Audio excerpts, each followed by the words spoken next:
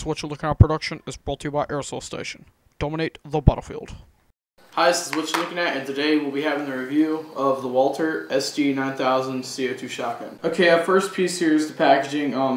Since Walther, it's kind of in that section of Crossman, Cybergun. Their upcoming companies. It's like a lot of the CO2 non-blowbacks, some of the cheaper AEGs, and then also things like the FAMAS and all that. They're gonna have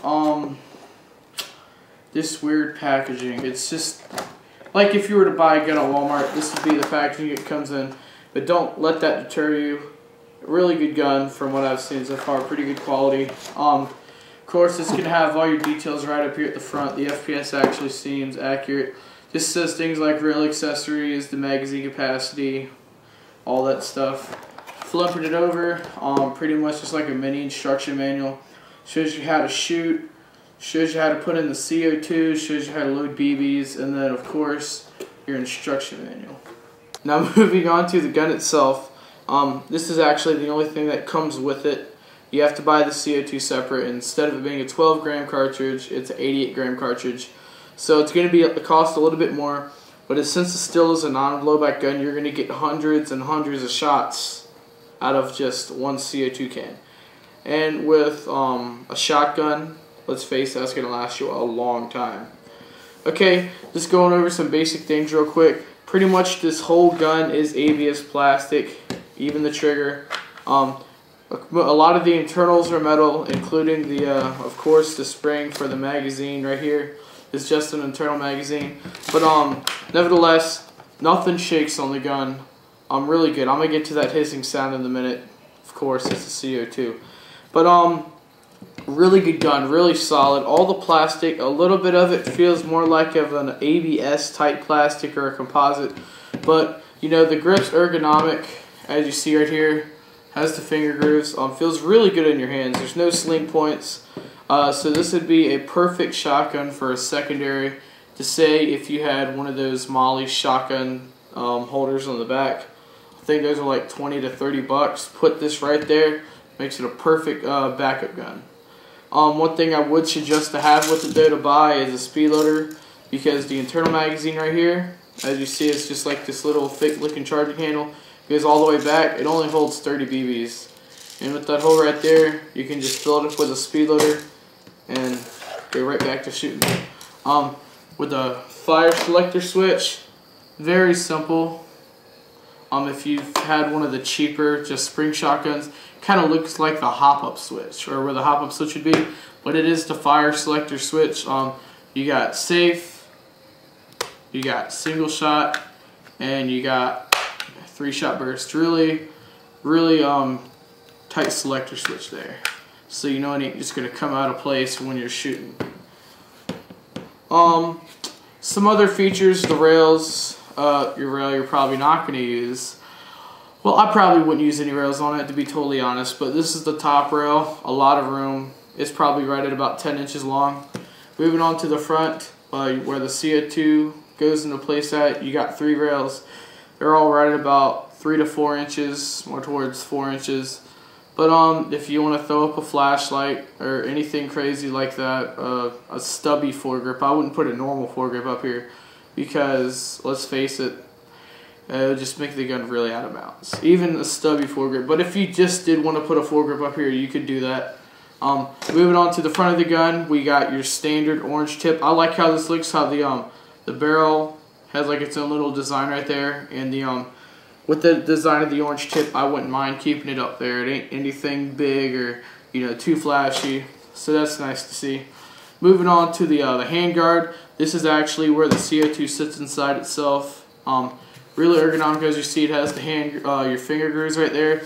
This shotgun is really comfortable to hold and shoot.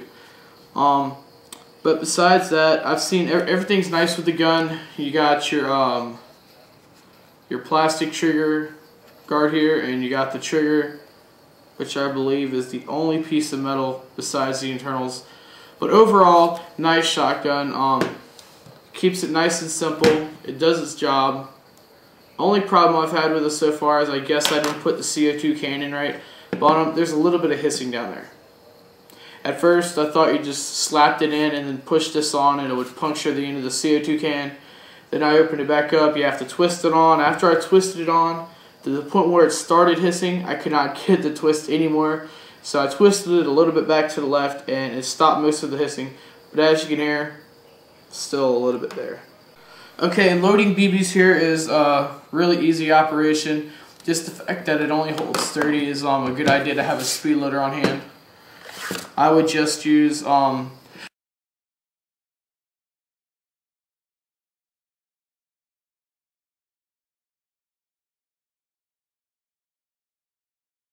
angle, that way the BBs roll down.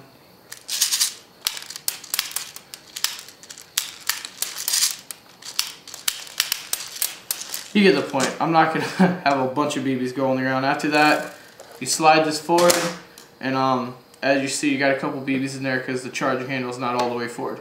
Now we're ready to go shoot. 35 feet, pretty much hit anything, any gun from right here. So let's see what this shotgun can do. Let's see if the scope's actually working first with this gun. Oh yeah.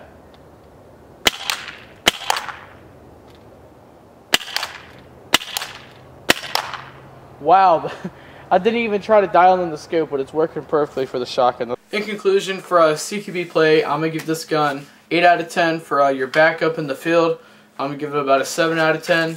And overall, I'm going to get it a 7.5. For CQB, it's great because you've got the capability of having 3-shot bursts. If there's more than one person in an area, 3 BBs are more likely to hit 2 people. So that's nice to see that. Also, the gun being really solidly built and having rails all over the place and being short makes it ideal for CQB. Not that you're really going to put too many attachments up here, maybe except like a really strong flashlight to blind people as you're going around a corner. But things like a scope are really not needed. I just put it up there for the sake of it, and it actually worked for the accuracy test. Accuracy with this gun within 50 feet, you should be hitting the target every time. After that, the BB tends to go down a little bit, but that's with the .20, and it says top up is not adjustable. Maybe using a .25 will cure that. I was going to go out further at 75 feet and test it, but I wasn't able to due to my CO2 can leaking from me putting it in improperly. Then again, that's what these reviews are for, to show you these guns, show you the pros and cons, show you what you need to do to use the gun right. To show you that real quick, if you're any familiar with a 12-gram cartridge, right when you're about to puncture the end, it gets kind of stiff to twist into place, but it gets there relatively with no effort.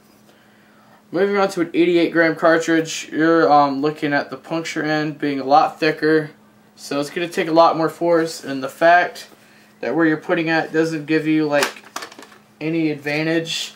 You don't have like any screwdriver you can twist it with. You're twisting it by hand, and it's not like you can put your whole hand around it because you got the barrel in the way. So that's really the only major con to this gun I could think of is CO2 installation. But besides that, you get so many shots off the CO2.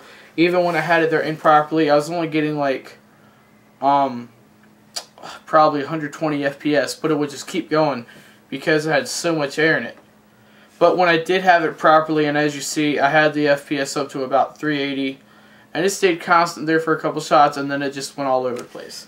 But overall, I love the gun. If I could keep it, I would. Feels really solid. Even it's all plastic. It feels really good. All the textured grips all over the place makes it the ideal backup gun, especially if you have one of those Molly shotgun carriers. You know, you just have it right in the back when you're ready to go. Pull it out, you're ready to go. Overall, I really like the gun. If you want them, they are on airsoftstation.com. They're available up there for $89.95. You can use the coupon code GOA5 off. That'll take $5 off your whole order. It ain't much, but it tells them that I sent you there. So what are you waiting for? Get this shotgun. Hope you enjoyed the review. This has been a What You Looking At production. I'm out.